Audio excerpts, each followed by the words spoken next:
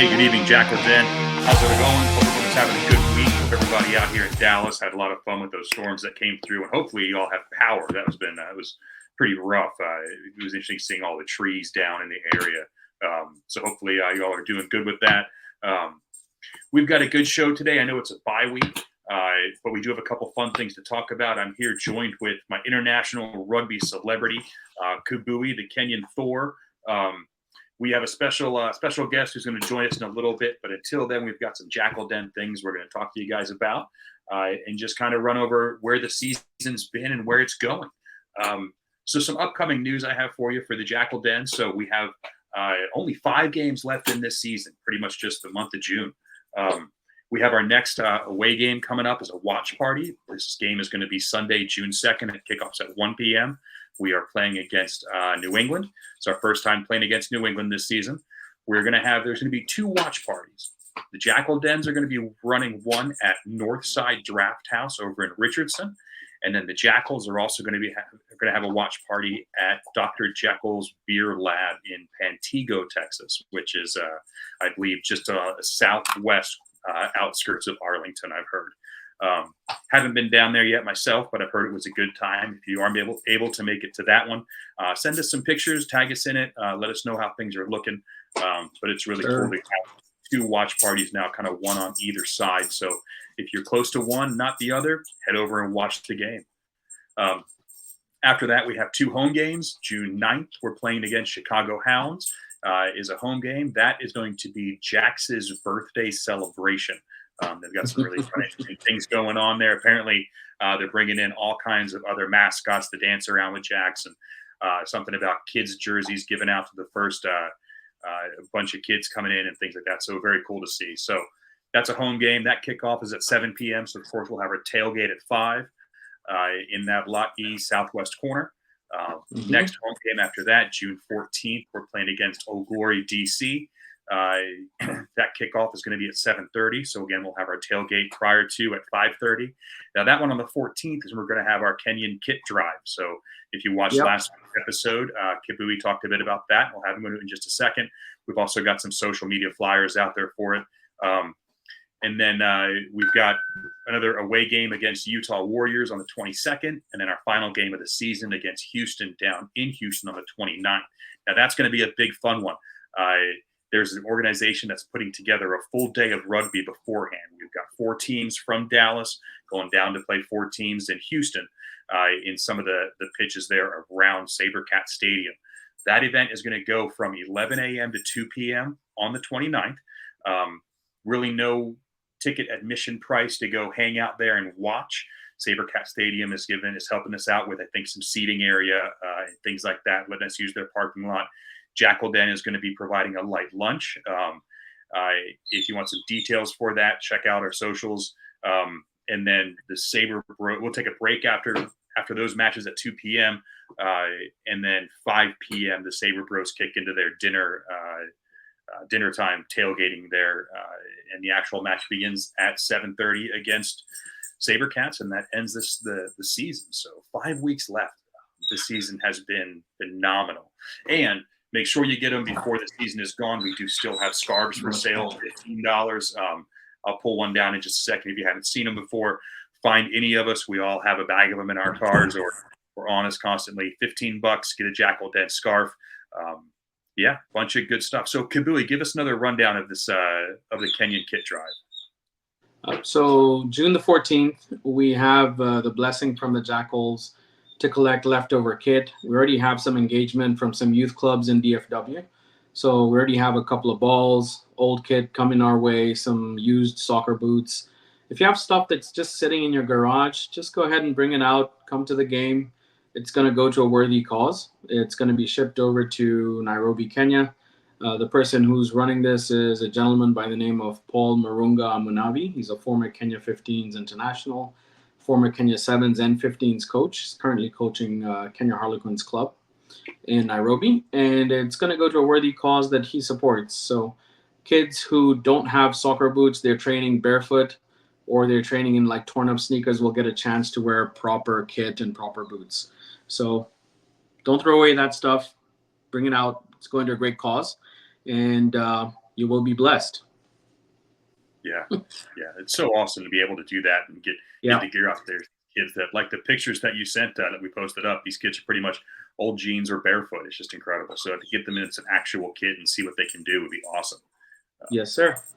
So that is cool. So while we have a few minutes, Kibuya and I were just talking about this, and I want to continue the conversation about coming up on the end of this season, looking over how the Jackals have done in the last, 11, 12 weeks now, 13 weeks, I think.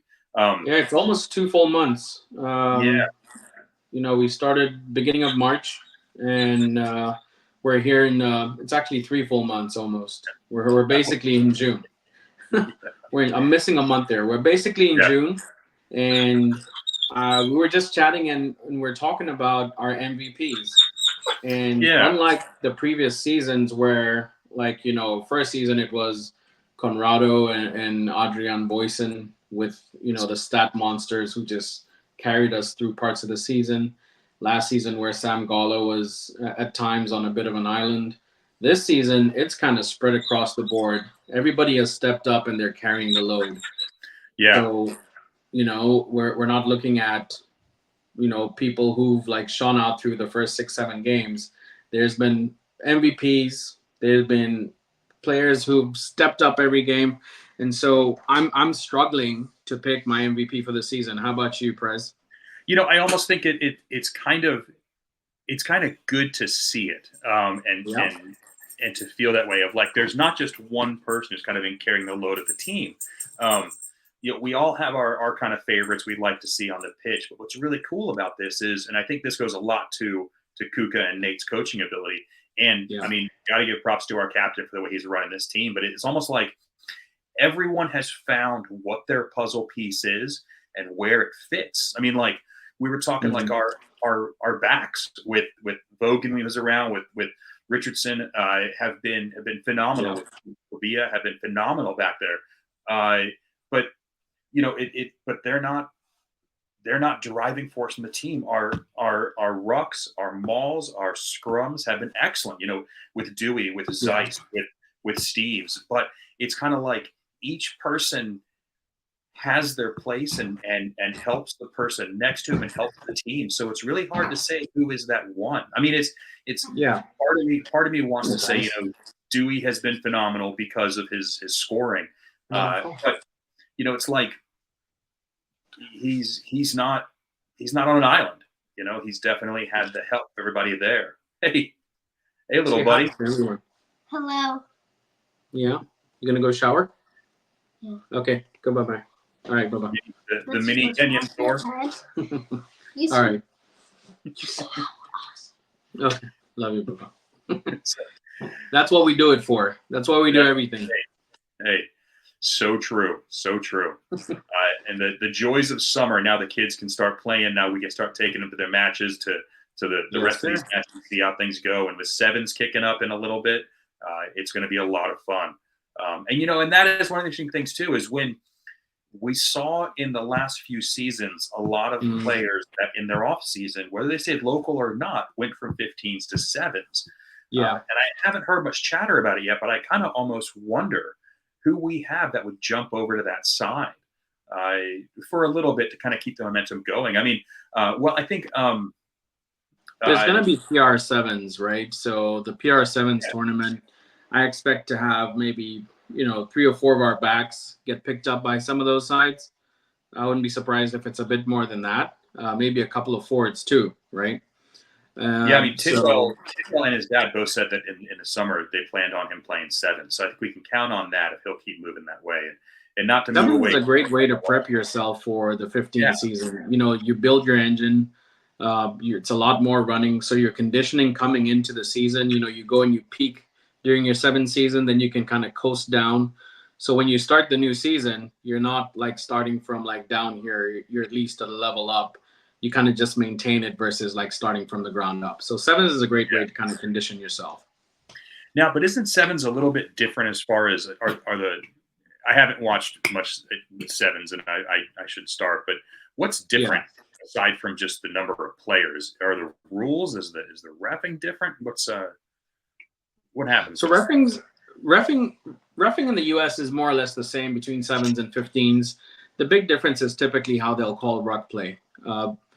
Southern Hemisphere, and I think we're kind of in between Southern and Northern Hemispheres where, like Southern Hemisphere, the refs will call a penalty real quick the second you're on a ball. In the North, they'll give Mississippi 1, Mississippi 2, Mississippi 3, and he's like, oh, you've missed it. Play on. So you really have to adjust yourself. But I think that it's not very different. There's certain nuances with space and the running lines that you have to understand. But I'd say not at the highest level, you can play both sides, right? Okay. If you're talking about like international level, it's really, really hard to make a transition from 15s to 7s if it's top flight. But a couple of levels below that, you can switch back and forth easy enough. Aaron Gray was doing it for us. He was playing at a high level. So was Naps, Naposki. So it's not that hard to switch back and forth. Yeah, I mean Aaron Gray, and he's one that I have watched some of his clips and some of his things, and I'd love to go out and go see him on the field and watch him play. And man, I was sad to hear him leave MLR, and I know he's got his reasons, and best of luck to him. But I'm glad to see that he's still at least doing something with the game, with the sport. Yeah, he was electric. For me, I think he was so well suited to 7s. I would have loved to see him get a crack at maybe going up a notch, like training wider with a wider, training partners with the Eagles. Maybe, sometimes all you need is a chance and you never know what happens. But yeah, no, that's true. One thing I want to talk to you about what we've got this time, this is the fun of a bye week, is we kind of we'll talk about New England in a little bit, but we didn't have a game this last weekend. So we kind of get to just look at MLR in a whole. When I look at the conferences right now, we're coming up on playoff season, which, a couple of playoff weeks in July and then over to Snapdragon Stadium for the championship. Western Conference has been the point driver for this entire season. It's been amazing. The Sabercats, the Seawolves, San Diego, and the Jackals have pretty much consistently had more points than just about the entire Eastern Conference. And I really think it's going to be those. It's definitely the playoff matches from the Western Conference. I hate to say it. I think Utah is out, and I think LA is out. I'm going to say I think those four. It's a toss-up. San Diego and Jackals over the next few weeks. We know Sabercats and Seawolves are in it. On the Eastern side, though, how do you see this playing out? I mean, Sharks and Anthem at the bottom, but they're still new. Sharks are starting to find their stride and getting some wins and some good points. NOLA's doing well. Free Jacks are at the top of the Eastern Conference. How do you see those teams playing out in the next few weeks? I think this next week is pivotal. I don't think I think LA they're out of it for sure. I think Utah is kind of on the edge there, depending on what happens to us this weekend. If we pick up like a bonus point loss, a couple of bonus point loss, then I think we're almost safe. We're almost home. If we pick up a bonus point win, then we're done. And I think Utah at that point, regardless of what they do, I think they're out of it. You look at the East Coast, NOLA's been playing some good rugby. They have a pivotal game this week. So I think it's going to be important to see how they do in that game. New England, I figured New England would be right there at the finals, beginning of the season. They haven't been as good as I thought they would be, right? I thought they'd be much more clinical. I thought they'd be probably on 9 wins right now. They're 2 wins shy of that. Chicago have been solid. They've got a great roster, and it's kind of coming together. Miami and DC. I wouldn't be surprised if Miami end up taking that 4th slot, and let me tell you why. They're a grit and grind team. They're a grimy team. There's nothing too flashy about them, but they punch you in the mouth all game. They just hang around. That's the worst kind of team to play against because no matter what you throw at them, they're still in the game. So I am counting. I am gonna say that Miami probably sneak into that 4th slot, pip DC to that final slot. That's my prediction. It would be really cool to see a team that just started in this last offseason get into the playoffs in the very beginning of it. Even if they don't make it past the first week, it would still be very cool to see. I think when it comes down to Snapdragon Stadium on that, the 27th or 29th, whatever that Saturday is, or Saturday that the final matches happen in the middle of summer. Well, thankfully it's happening in San Diego and not like Dallas. Yeah, hopefully there's some breeze. They'll just have it on the beach. I as much as I love to think the Jackals are going to take it, I got to say, I mean, it's the powerhouses of Sabercats and Seawolves right now. I don't think we're going to make it to the top. Now, the reason I say that, I mean, the last 2 years, we were 12th place out of 12. We've done phenomenal. We've made it, and we made amazing strides. And I think that we're going to keep pushing, and I think we're in a prime spot for next season to be taking the championship. I think we've really found our stride this time. But I see this as West Coast is easily going to be Seattle or Houston. East Coast is easily going to be Free Jacks and NOLA are so close there. I don't know. We'll see, but I'm gonna wait and see what we do in Houston. That's a good gauge to see where we go. We're going away from home. It's the end of the season. I think our bye came at the right time because we were struggling for we were just injuries, bruises, bumps and bruises. So it came at the right time. And then depending on who's back in time or who's injured by that game, not just for us, but for Houston too. Attrition happens all the time. If Houston lose one or two key guys, they're back to being, a side that's beatable. At home, they're supremely dominant at home, but they can lose at home. It's happened. So the thing we have to do is just have our team be disciplined. So if I'm Kuka and I'm Nate Orsborn, the only thing I'm preaching the next 3 weeks is discipline. We need to keep our heads. We've shown we can play with everyone, but we've also shown that we're rash. We've shown that we can make, immature decisions, the silly swipes at the ball, the silly yellow cards. If you're on a yellow card, you need to be more prudent. We've just shown that we need to kind of relax a little, mature a little. So if we can find that maturity in the next 5-6 weeks, come Houston, June 29th, don't be shocked if we go and beat them at home. Like, for real, don't be shocked. That would be amazing. Well, even when they played up here, I mean, they beat us beating the the season. I think it was. I don't care what anybody said. The ref beat us, and I'm not the kind to sit here and the refs. But the ref basically called a bullshit penalty, and they take a kick off of that, and then we go back down and have a chance to steal it anyway, and there was an early shove on our lifter coming down. That didn't get called. Right. So we were in that game. It should have ended like a tie, maybe extra time, have a chance to go to extra time. I think we can go beat them at home. I'm going to say we can go beat them at home. It can happen. I mean, wasn't that one of the games that we lost by like 2 or 3 points? I mean, it was close. We lost by 3 points. It was tied up. 3. Yep. Yeah. So definitely. I mean, I think you're right. I think this one against Houston is definitely going to be a phenomenal close game. I'm interested. The next week we went to Houston.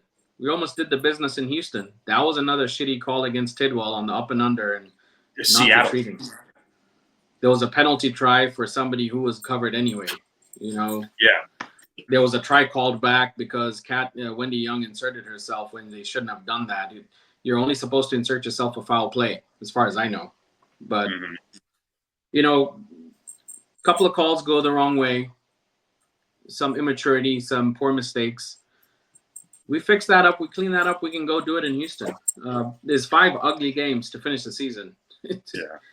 We could lose all 5. We could win all 5. I think a good result is at least 2 wins with a couple of bonus points in the other games. So. Yeah, there's a couple of saving graces that stand out to me when it comes to how far we've progressed, and our discipline is. This last game has really shown that we can stay strong through the entire 80 minutes. I mean, the last 45 or 50 minutes were at our try line, and we didn't let them pass, which was amazing. But also, kind of what you're saying, one of the things that I like to see in the end of the season is we are playing two or three teams that are not in our league. That are not, I'm sorry, not in our conference. New England, Chicago, and DC. So if for something happens and we lose those, we're not switching places, Oh, and awesome. both those games are at home. Yes. Both those games are at home. So we should eke out both games. Both should be tight.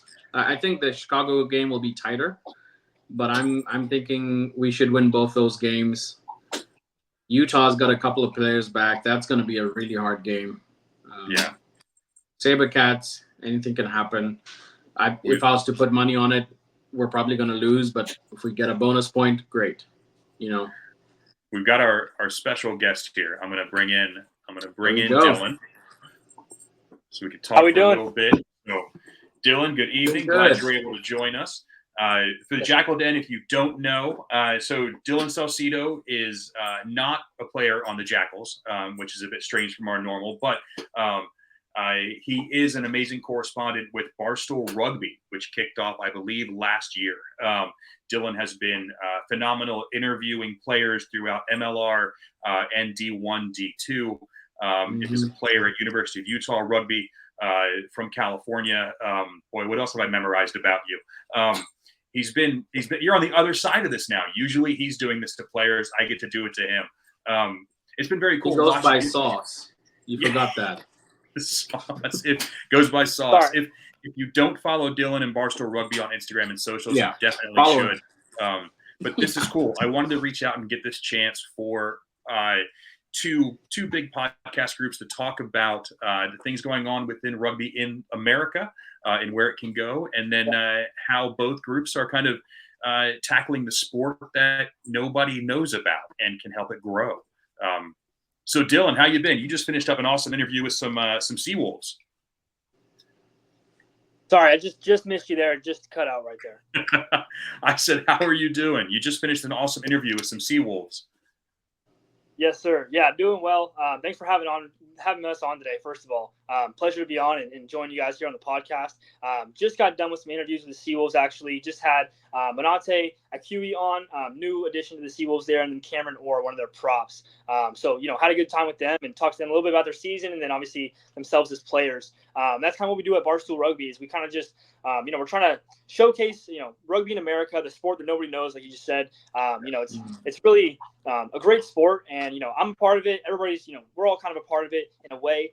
And I'm just trying to kind of spread it around, the country, showcase kind of the players. When I was a little guy, little athlete, I guess, I was really, starstruck by guys like Mike Trout in the MLB. And I really wanted to watch baseball because of guys like that. And I think that's kind of why I started on this journey is because, it's something that, guys can attach onto. If they like a player, they can go watch their team and really try and enjoy that rugby and the style of play. And then also kind of the marketing and the media around that player in terms of interviews and things like that in the community. So kind of what we're trying to do there. And again, thanks for having us on today. Yeah. And you mentioned that I think one of the greatest things about the sport of rugby and why I love doing this so much is it's still so interactive with the actual players to where when you look at these superstar names that are part of the NFL and NBA and MLB and that, and it's like these guys up on a pedestal so high of like, there's no chance you're going to get a chance to talk to these guys or you're not going to bump into them somewhere. And when you look at MLR and rugby players and these guys that we can follow for being amazing, and you get a chance to have conversations. You can see them after the games. You can see them before the games, and they're just normal people. And you really do get that. You get that close connection to not just the team and the sport, but the actual individual. It's been very cool. Yes, sir. No, and kind of talking about that. I went out to LA. Able to kind of get that opportunity. You talk about kind of how some of those, bigger leagues in America here are kind of on a pedestal there with the media and kind of how they act outside of the game. These rugby players don't have any of that, right? Even going out to that LA Sevens tournament, there's Olympic athletes there. Guys like Perry Baker, Madison Hughes, even, people like Henry Hutchinson from Australia over there. Those kind of players, I think it's, important to kind of showcase them. And then, you're talking about kind of that connection they bring. It's really cool. They really don't have any kind of, weird things going on. They're really, personable and, inviting to get those interviews and to talk to them. I think they're really, about growing the game as well. And so it's great to see and, great to hear from you guys. So, yeah. It's awesome. Oh, Gabu, go ahead. Yeah. I was going to ask you, you've built quite an impressive resume of people that you've spoken to the last year and a half or so. Where did you get the idea or the impetus and the desire to, start this and pursue it? Because looks like you just started about a year and a half ago and you're growing like wildfire. So congratulations to you and tell us about that. Yeah, thanks a lot. It's been an incredible journey so far. Started this about a year ago. It actually just came into my grasp, I guess. I was texted. I got reached out to by Barstool Rugby right when they started that kind of channel on Instagram. And, they just kind of asked, do you like doing interviews and kind of being on camera, on a mic? I was a student body president in my high school, and I was able to kind of get some time on the mic there. And, I posted that little program. I think they kind of saw that. From there, it was really just finding events to go out to. Like I said before, it was really about showcasing the players, showcasing the game, growing the game. Like I said, when I was younger, I was, starstruck by those guys, and I wanted to kind of help rugby get to that level, kind of get those media and, those interviews in. Great way to kind of showcase the game, like I said. But, overall, it's been a great experience and a great journey. I think, the best part about it has really been to learn all the things that these players have been talking to me about, right? Because I'm always asking, what advice do you guys have for, players and stuff like that? I'm asking for myself, right? I'm one of those players. I'm one of those guys who is looking for that experience and those little tiny, things of advice. So it's great to kind of hear from those guys and girls as well about how they go about the game, train for the game, and then how their mindsets are around the game.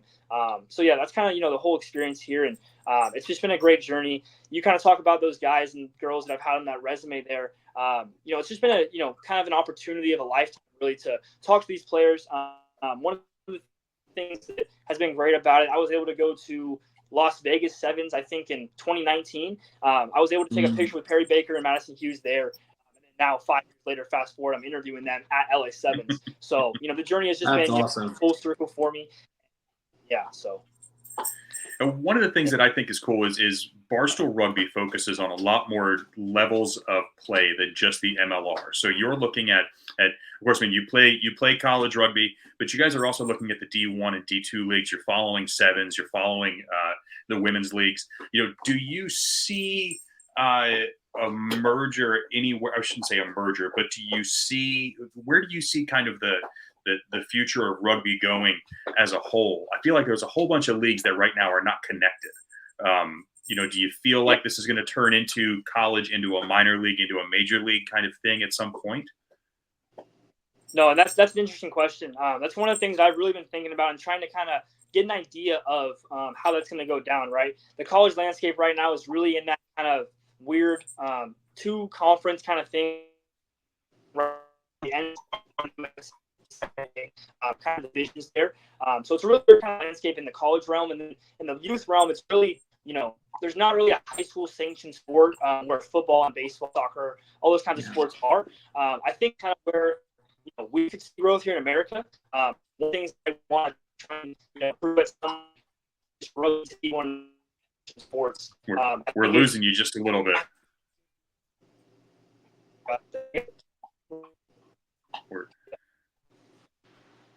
Can you hear us? We're losing you just a little bit.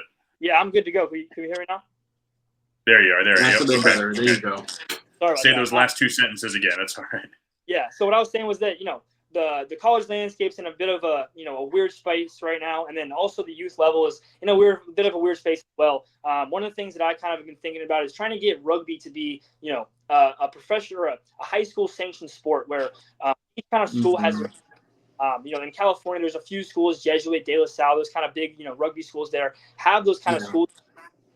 Those guys come out with 50 plus on their high school varsity roster each week. And for me in high school, I was playing at a club and we had, 35 guys, which is, quite a few. But at the same time, having 50 guys on a squad where you can have an A side, a B side, and kind of everybody play the game at the same time is a better way to do it there. So kind of to go back to your question there, I think, the way it's going right now, a lot of this stuff is going to be combined. I think, the way that the college landscape's looking right now where, the CRAA and the NCR are both kind of doing their own thing, but the NCR is growing a bit more and getting a bit bigger nowadays. I think that there's going to be a time where it needs to come together. So it's just an interesting thing to think about as to how we're going to help grow the game, regardless of what level that is at. So. Yeah, it's really cool to hear MLR talk about some of the different colleges they're looking at as feeder schools in some of the different areas and some of the drafting. I mean, we've seen guys locally in Dallas that have come out of the Quins and the Reds that are now on, maybe not on the pitch or getting a whole lot of minutes on the pitch, but are at least on the team getting signed on. And there's even rumors of next season. I think it was talking about bringing in a women's league. We're bringing in some women's play into MLR, which is phenomenal. I'd love to see sevens get in there too in a bit and really just, like I said, just expand it. And I think you're right. It has to start at the grassroots and the kids. And it's almost like the more we do now is so that in 5 or 10 or 15 years, then we have that full scheme going. So yeah, 100%. You look at South Africa, you look at England, you look at New Zealand specifically. New Zealand and South Africa, their culture and the level of investment in high school rugby is unparalleled. And so when you see those guys coming out, high schoolers, people in 9th, 10th grade, they have the kind of skills that our league players have, right? So when you start so young, when we start younger, when we have kids at 10 doing the basics and the passing drills, and they do that consistently, then USA can start looking at pushing into that, tier, that second tier, and maybe edge of the first tier with the quality 10 years from now. So it's a process, right? So, yeah. So now I know that Barstool is a massive name. I've got a ton of respect for Dave, and I follow. I'm huge fans of Zero Block 30 of Cons and Chaps and Kate and all of them. And I know that whatever Portnoy slaps his name to seems to become phenomenal. Do you see him putting together any sort of tournament or anything in the rugby field in the future? So I completely missed that question. It got cut out there for a second. So. we're having, that's fine. I was saying whatever Dave Portnoy, whatever he slaps his name to, it seems to turn into just phenomenal. Do you see him putting the Barstool name on any kind of tournament with rugby in the near future? Yeah, so that's a great question. As of right now, our Barstool kind of rugby group is an affiliate club of them, kind of an affiliate member of their organization. Not necessarily at that level yet where we're in contact with big dogs. One of the things that we do want to get to is kind of that level.